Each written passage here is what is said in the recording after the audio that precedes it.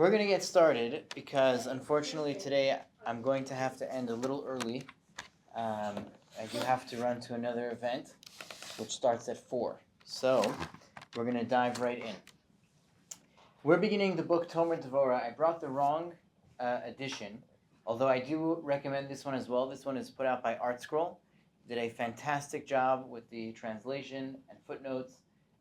So this is a very good edition. It only covers the first chapter of the book. The first chapter of the book is typically the part that is the most studied and the most well known, because the rest of the book gets much deeper into Kabbalah, gets very Kabbalistic. It's not as accessible for most readers. So this is a great edition. There's another one, I believe it was put out by Feldheim. If anyone wants that one, it's an English translation of the entire book. I couldn't find my copy of it today as I was running out the door, but that is the edition. I think Naomi ordered a few for the J, so everyone can have those if they would like. Okay, so let's talk about the author of this book. His name was Rabbi Moshe Cordovero. He did not live very long. He died at age 48, and it's quite incredible to see what he accomplished. He was a prolific writer, although again, most of his works are not so accessible for your average reader, even your average Hebrew reader, because they're very Kabbalistic.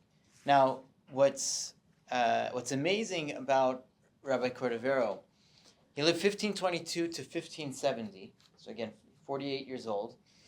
And before he began studying Kabbalah, he first became a master of the Talmud and of Halacha, of Jewish law. And so this is why he, as a personality, and his books are so widespread and popular. Sometimes you'll have people who are very Kabbalistic, very esoteric, but I'll speak for myself a little bit. They become suspect because they're not very down to earth. They're not grounded in what we would consider to be the more basic aspects of the Torah, right? So Rabbi Moshe Cordovero studied first under Rabbi Yosef Cairo. Both of them were from Spain. Rabbi Yosef Cairo is the author of the Shulchan Aruch, right? Although he was Sephardi, this is the book that is used. I'm sorry, everybody, we underprepared here, but I think it's a better problem to have than to over-prepare, right? Yeah. Okay. So, Tomer Devorah, the Palm Tree of Deborah, written by Rabbi Moshe Cordovero, and we were talking a little bit about his history. He lived 1522 to 1570. He was only 48 years old when he passed away. And his first teacher was Rabbi Yosef Cairo, the author of the Shulchan Aruch. What's amazing about Rabbi Yosef Cairo and why he became the one who codified Jewish law is that he was the first in centuries to have access to the writings of both Ashkenazi and Sephardic Jews. Because for centuries, literally for centuries, the Sephardic Jews were typically under Muslim control in countries, whereas Ashkenazi Jews were in Christian. And at the time, there were terrible wars between these two areas, and if one would be caught sending letters or information to the other side, you were assumed to be a spy. So Ashkenazi and Sephardic Jewry basically had almost no communication with each other for a very long time. And Rabbi Yosef Cairo, author of the Shulchan Aruch, was the first to get his hands on writings from all the great rabbis that came before him, both Ashkenazi and Sephardic, right? So this is the halacha teacher of the author of the book that we're reading now. City in Israel, famous for its teachings and study of Kabbalah. The Arizal, who was he basically took up the reins after Rabbi Cordovero passed away in terms of teaching and being the head rabbi in Tzfat.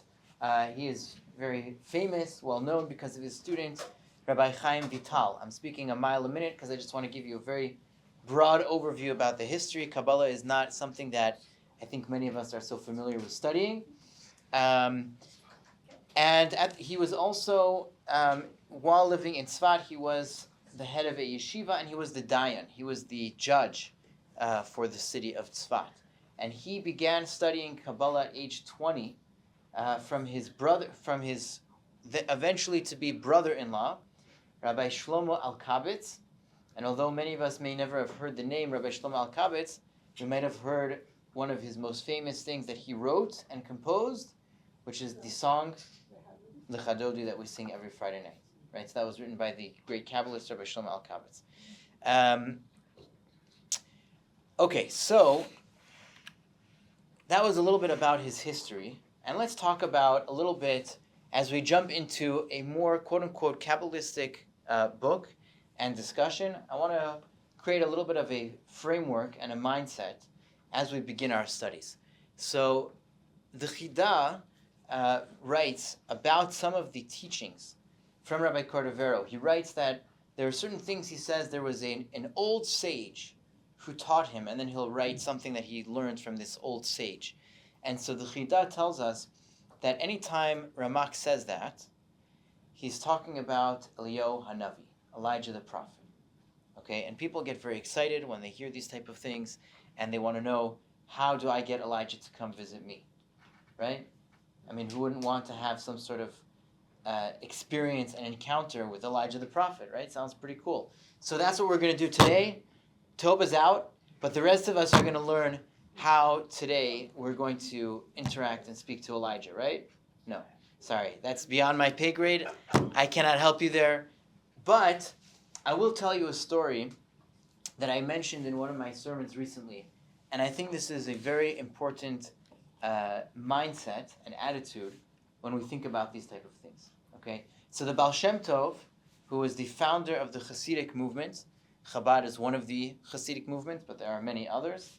And the Baal Shem Tov was a great Kabbalist, and there are many stories about him, very heebie-jeebie, miracles, you know. And so there was a young man who heard about the Baal Shem Tov, and he wanted to meet Elijah the prophet. So he traveled to the Baal Shem Tov, and he asked him, so how do I do it? I've heard that Elijah visits you all the time. How do I get to experience this and meet Elijah the prophet myself? So Baal Shem Tov gave him an address.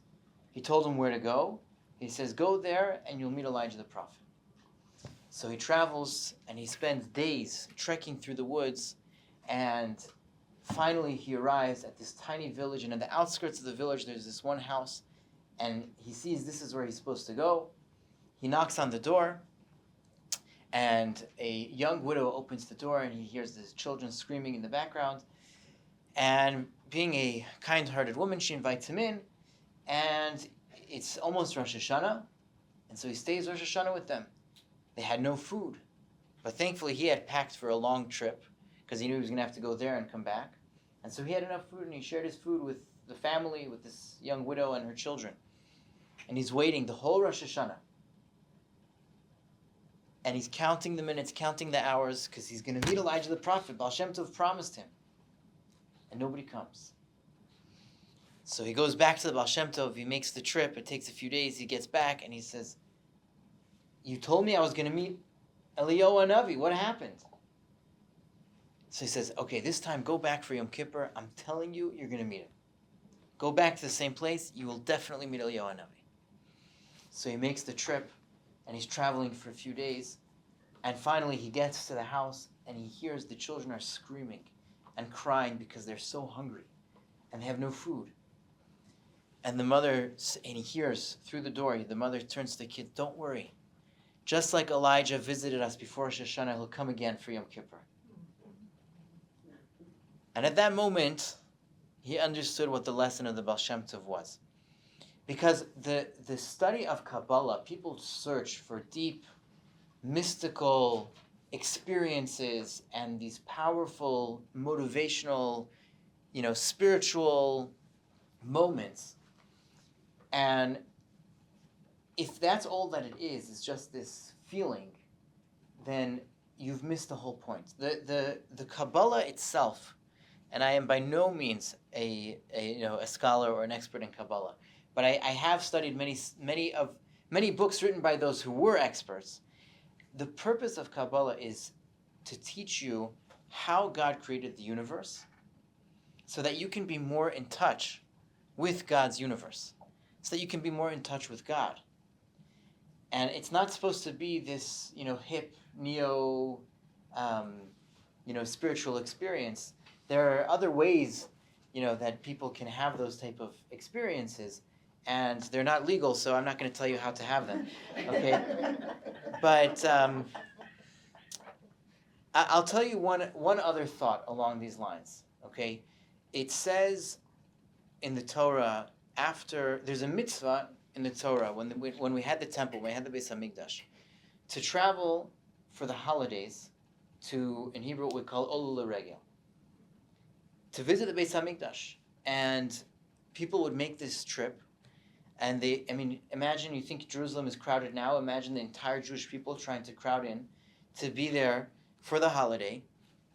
And at the end of the entire experience, the Torah says, "Ufanisa baboker v'halachta lo halacha." You should turn around in the morning and go home. So Rabbi Hirsch asks, the Torah doesn't need to tell me to go home. What do you think I'm going to do after my 2-week vacation to Jerusalem, other than turn around and go home, right? We're only supposed to speak good things about Israel and about Jerusalem, but if you think the traffic is bad and oppressive now, you're not going to be too excited to stay. You're going to want to get out as quick as you can. So why does the Torah have to tell you to go home? There's another thing we find in the Mishnah regarding the process of Yom Kippur. And you have the entire process in Maseches Yuma, Tractate Yuma, it talks about the entire process the Kohen Gadol, the high priest, goes through the entire day of Yom Kippur. And the last step, it says that everybody would walk him home. We make sure that he goes home right away. So Rabbi Hirsch explains the focus on going home is because that is the entire point of this experience. You go to the Beis HaMikdash, you go to the temple, you experience miracles, you experience this incredibly inspirational experience where you're reminded of who you truly can be and how to connect with your soul. That's not where you're supposed to stay. The point of that whole experience is so that you can take it home and live with it every day and share that experience and share that light with everybody that's at home and with your community, right? And so when we talk about learning a book that maybe is a little bit more Kabbalistic, it's focused on the more spiritual side of Torah, let's not get lost, right? Let's not forget what the point is. And that's actually the beauty of this particular book. One of the reasons why I was so excited to get started with Tomer Devorah is because it is a beautiful blend of deeper, more esoteric ideas, and then it's brought down very practical. How do I live with this? How do I make this part of my life? Okay, so, hard to see. Not the best choice of slide there. Okay. What is this book about, and why do we want to learn this book? Why are we learning this Sefer, Tomer Devorah? So, this section of the book, Rabbi Cordovero is going to go through God's 13 attributes of mercy. Now, it's interesting because there are 2 places in Tanakh, in the Bible, where God's 13 attributes of mercy are listed. The one that we're most familiar with is the one that we say on repeat during the high holidays. Over and over and over. Hashem, Hashem, Kel Rachum V'Chanun Erech Apayim V'Chesed V'Emes. Right? We say it over and over, and especially on Yom Kippur, we sing it. We say it in the Slichot, begging Hashem for forgiveness. That was the 13 attributes of mercy that God gave to Moshe, to Moses, after we sinned with the golden calf. Okay? There is another set of the 13 attributes of mercy, which is brought far later in Tanakh, and this is brought in Micha. And that's actually going to be the one we're not as familiar with, but that is the one that we're going to focus on in this book. And the reason for this is because the 13 attributes of mercy that were given to Moshe was when the Jewish people were at an all-time low, right? We had sinned. God had literally just taken us out of Egypt, performed countless miracles, and Moses is, according to our calculation, one day late down the mountain, and boom, we flip and we cheat, right? We serve an idol. So we're at our lowest point. So God gives us a prayer that we can beg forgiveness when we're at our lowest point. And that's the one that we use in our prayers on the holidays. The one in Micha is Micha, a prophet, praising Hashem. Micha is seeing and experiencing God on the highest level that a human being possibly could, and bringing that down to us to share with us these incredible attributes of God. So those are the 13 that we're going to focus on as we begin this book. So it's in the Talmud, in Maseches Rosh Hashanah, it teaches us, 17b. It says that God made a covenant that with the 13 attributes of mercy, one will never return empty-handed. It also says that Hashem told Moshe after we sinned with the golden calf that if we use these 13 attributes of mercy, we will automatically be forgiven.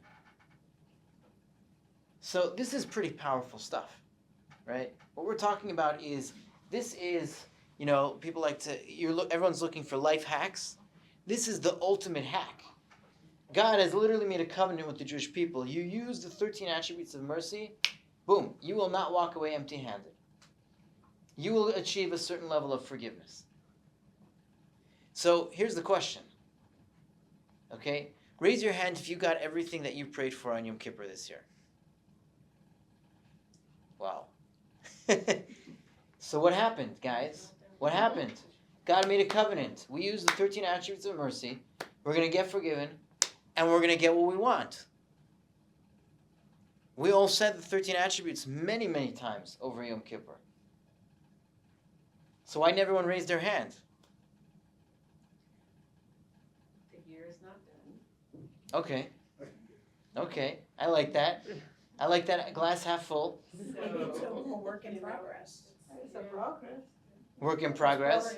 Maybe we'll get some stuff slowly. Are we practicing them every day? Are we making it part of our life? Ah. There you go. So Natasha has jumped. You have to wait until everyone else has talked. Because you say the right answer too many times. The Reish Chachma says like this. If you analyze the words of the Talmud, it says that if you utilize the 13 attributes of mercy, you will not walk away empty-handed. It doesn't mean if you say them. It doesn't mean if you just say the words. It's a powerful prayer. But God never made a promise that if you say the words, you're going to get what you want. The promise is if you use them, if you live them, if you become a person who uses these 13 attributes of mercy, if you reflect God's mercy, then you will not walk away empty-handed when you ask for something, right? There is actually an idea that some say, there's a halacha, there's a law, you're not allowed to say the 13 attributes of mercy unless you have a minyan.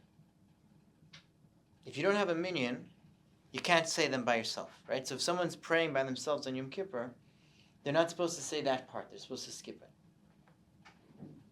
Why is that? So there are many different explanations why it is, but one of the ideas that's given is that if you get 10 Jews together, between all 10 Jews, you'll find the 13 attributes of mercy. No one individually maybe will have all 13, but when you get 10 Jews together, you'll have them. And so when God sees a group of Jews together who collectively have those 13 attributes, that's a powerful prayer. That's a powerful tefillah where Hashem says, you're not going to walk away empty-handed. You're going to get something. We know that Hashem, God, now is not the time. I know you might have many questions and many challenges, and we tried to address them in our last series on duties of the heart. But we know in Judaism, we believe that God is absolute good. God's love for us is infinite. And he wants nothing more. He wants nothing more than to shower us with bracha. Right? We got a cute little picture there of shower. Hashem wants to shower us with bracha. He wants to shower us with blessing. So why is it that so many people and the world is lacking in so many ways?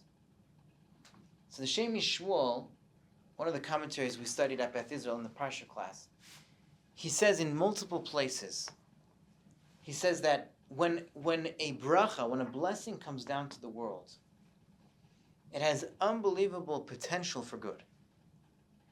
But if it's not harnessed and used for good, if it's not harnessed and used as a way to connect with Hashem, as a way to bring light into the world, then now it can be grabbed and used for evil. And this answers somewhat of a theological question, which is, if God is absolute good, how can evil exist? If God is the source of everything and God is absolutely good, how can there be evil in existence? And the answer is because God sends blessing, he sends power, he sends influence, and then he leaves it up to humanity. How do you want to use this? And if the answer that humanity makes is not to harness it for good, but rather to harness it for evil and to do wrong, then God stops sending. How much water is available in your kitchen sink? Infinite, seemingly limitless, right? As I'm discovering, as we speak right now in my basement currently, there's an unbelievable amount of water that could potentially enter into your house, right? Don't worry, plumber's coming Monday morning, we're getting a vacuum tonight, we'll be fine. But there's potentially limitless amount of water that can come. But you have to open the faucet, right? Most of the time we leave it closed. We have nothing coming, and we don't want anything coming. So the book, Tomer Devorah, the book that we're about to read, about accessing the 13 attributes of mercy within ourselves, it's like your kitchen sink. It's the tool that you can now open up the faucet to allow limitless bracha, limitless blessing and love of Hashem to pour into your life. Right? It's there. Hashem is waiting to send it. There is so much. But we have to have the right tool. We have to have the right vessel and receptacle for that bracha. We have to show Hashem that if he sends this blessing my way, I'm going to harness it for good. Because Hashem will not send it if there's potential that it's going to be harnessed for evil. Okay, so that is the book that we're about to begin studying, Tomer Devorah. This is the sefer that we're about to jump into. And there are many of the greats. This is a book that's read across all sects within Judaism, whether you're Ashkenazi, Sephardic, Hasidic, everybody is studying this book, right?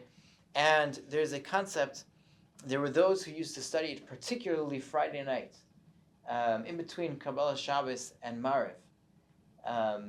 Because on Shabbos, we're not supposed to be sad. We're not supposed to feel down or depressed.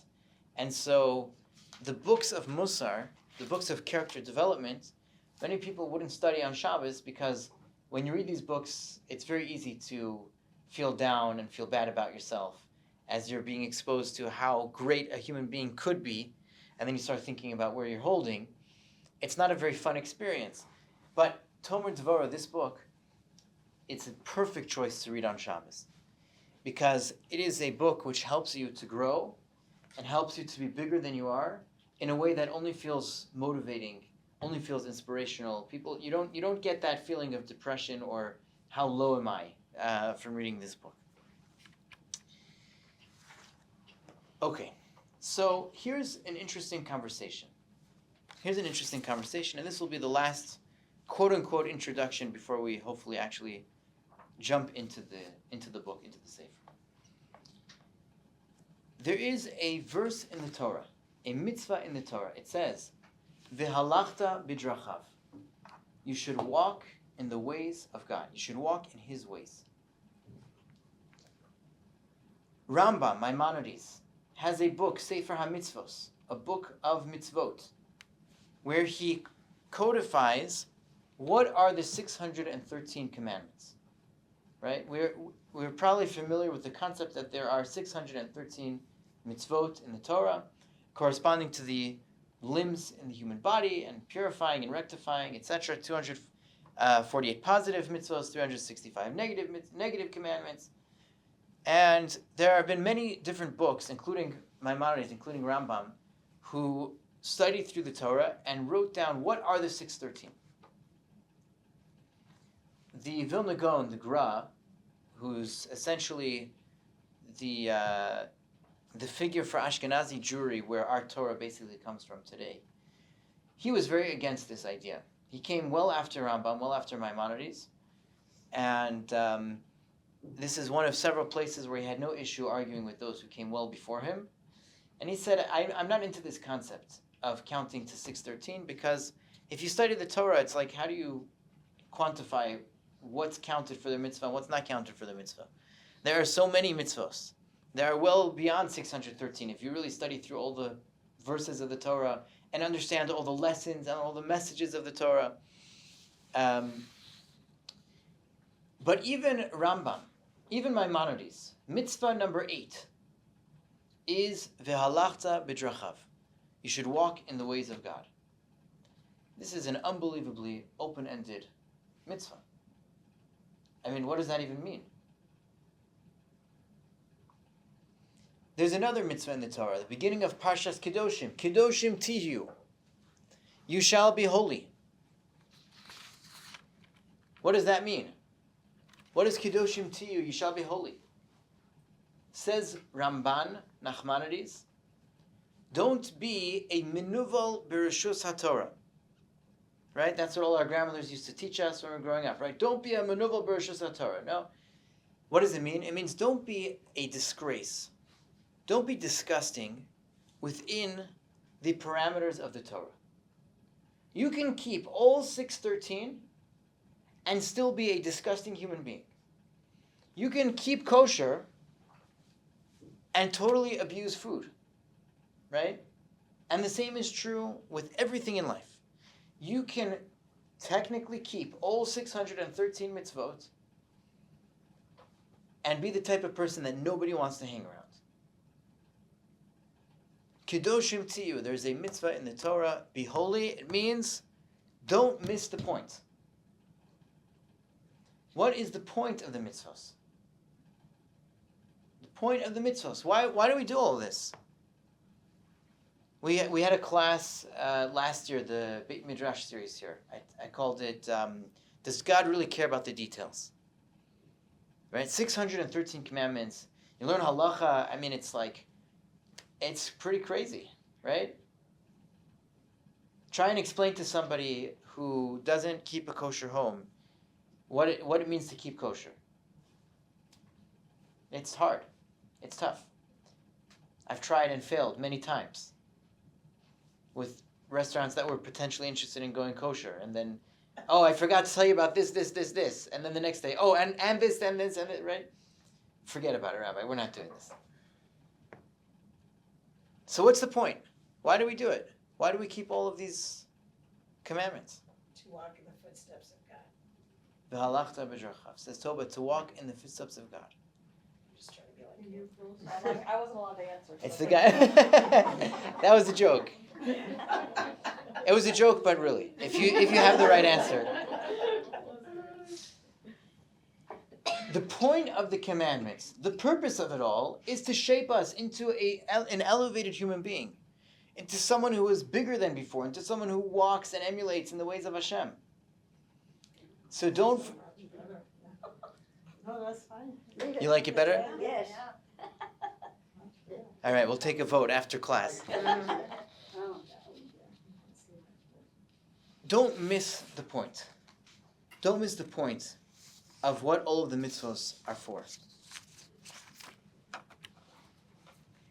So I'm going to begin reading now the introduction of the actual author. I just gave my own introduction for 35 minutes, right? But we'll begin the introduction of the author of Torah, Tomer Devorah. And he begins with this point.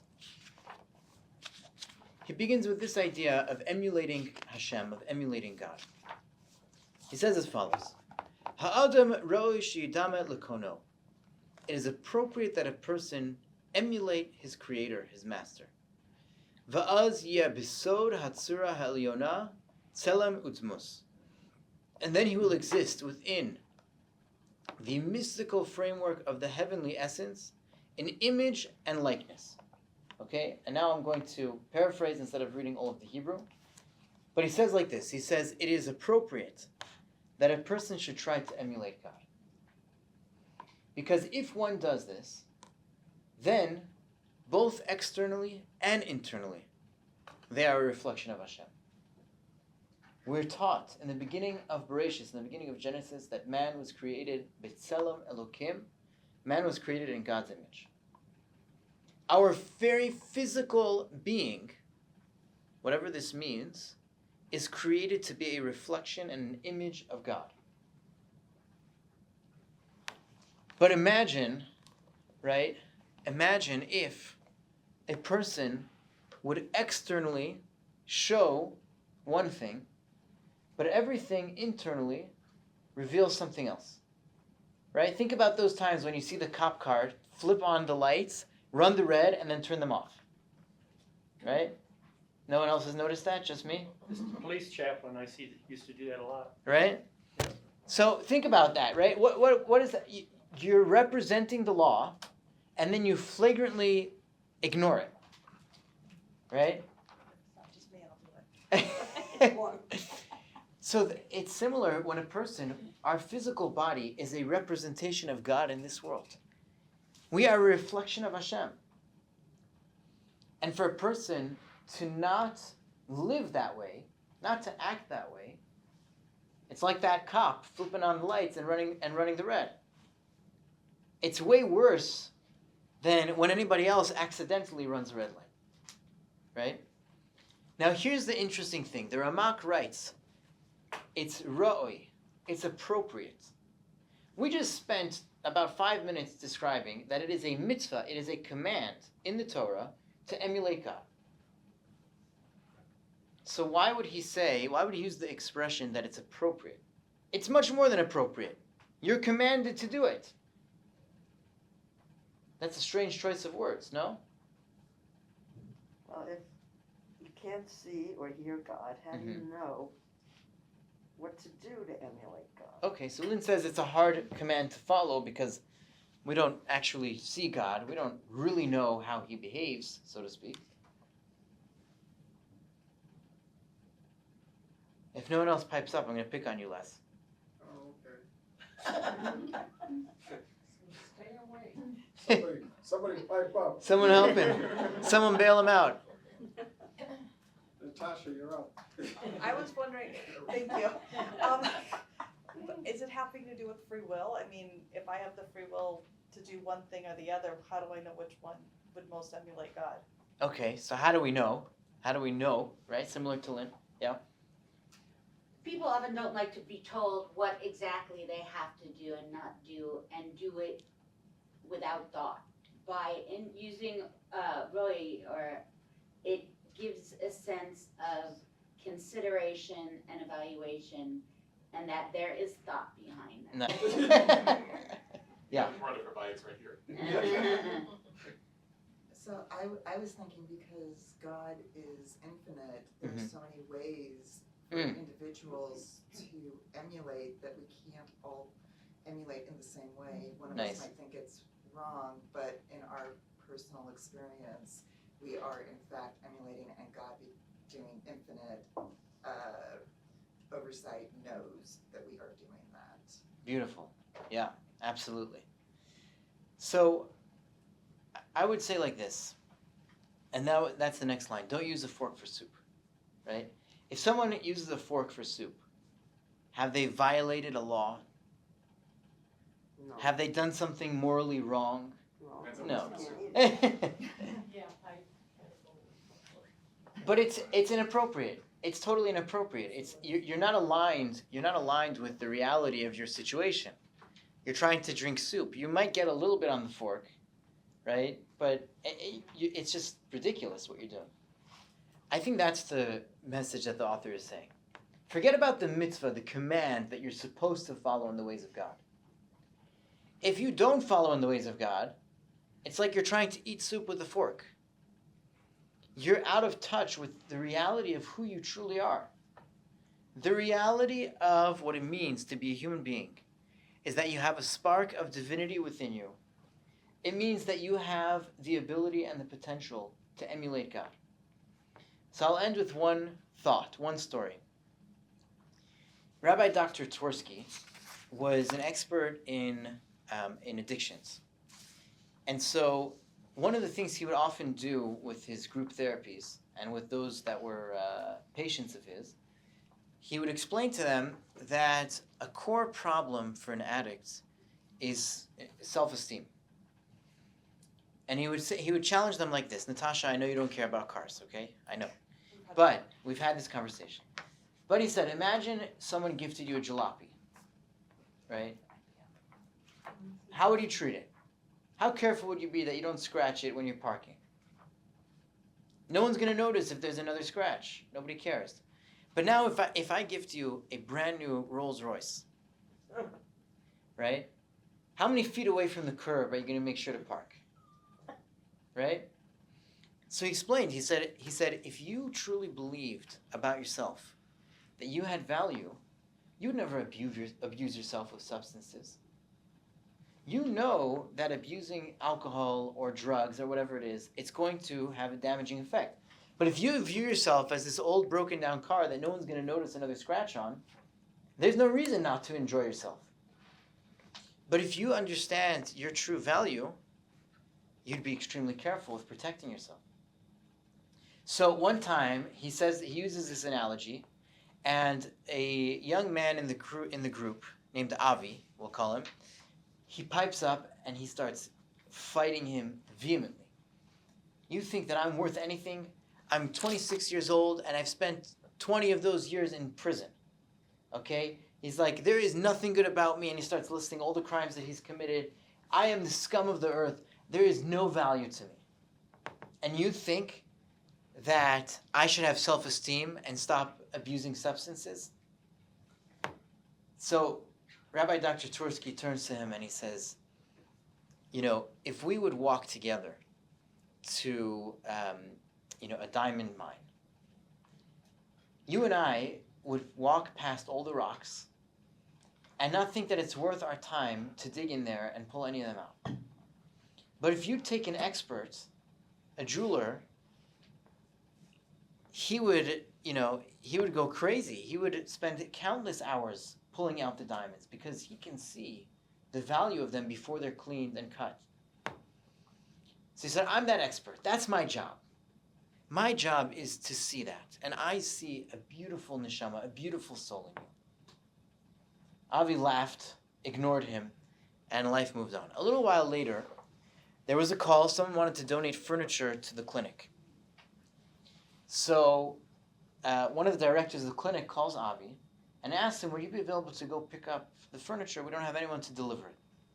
Avi said, no problem. He goes to pick up the furniture.